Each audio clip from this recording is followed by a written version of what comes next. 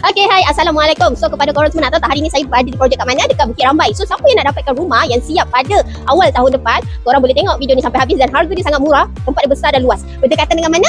Berdekatan dengan area Tanjung Minyak punya family store. So, dekat saja dalam 1 km macam tu lah. Okay, dia yang biasa tempat ni dah matang, strategi. Kalau korang boleh tengok sekarang adalah under construction lah. Okay, lepas tu ada taman yang memang dah matang, dah lama.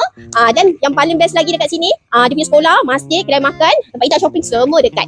Okay, so korang nak tengok tak rumah apa hari ni nak tunjuk? Ialah rumah semi di 1 tingkat. Okay, jom kita masuk dalam. Besar tau, rumah jangan terkejut tau. Assalamualaikum. Jeng jeng.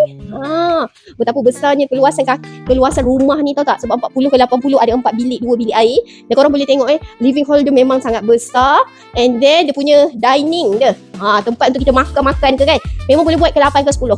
Puas hati memang besar. Decoration dia kalau korang nak rumah korang cantik, boleh buat decoration macam lebih kurang macam ni. Memang sangat nice.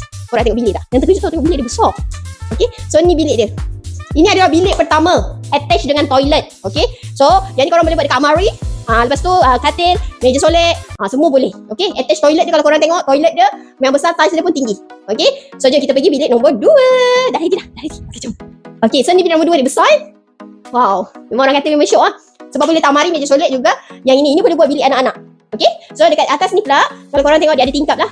So tingkap ni untuk cahaya pengudaraan lebih baik. Okay, bilik nombor 3, jom kita tengok. Bilik nombor 3 pun besar, boleh buat office atau boleh buat bilik tetamu juga.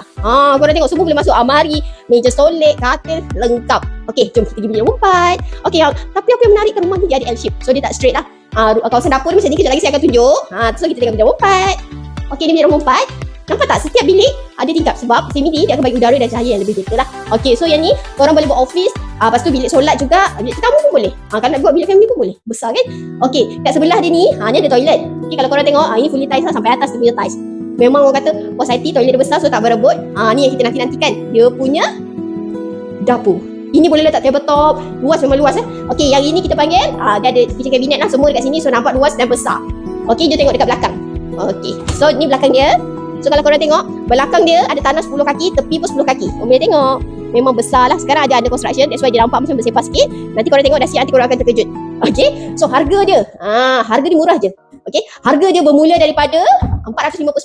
Setiap unit tak sama harga. Okay. Unit pun dah tak banyak. Okay. Tapi yang best ni dekat sini, kalau korang beli projek ni dengan saya, korang akan dapat special gift daripada saya. Lepas tu korang akan dapat free reimbursement, free SPA legal fee, free stamp duty dengan MOT. So kepada siapa-siapa yang berminat, orang berniaga boleh, swasta boleh, government boleh contact saya dekat sini. Harga kita akan bagi harga special, hadiah pun special. Okay. Jumpa di next video. Jangan lupa contact saya akan tinggalkan nombor di bawah. Bye bye. Assalamualaikum.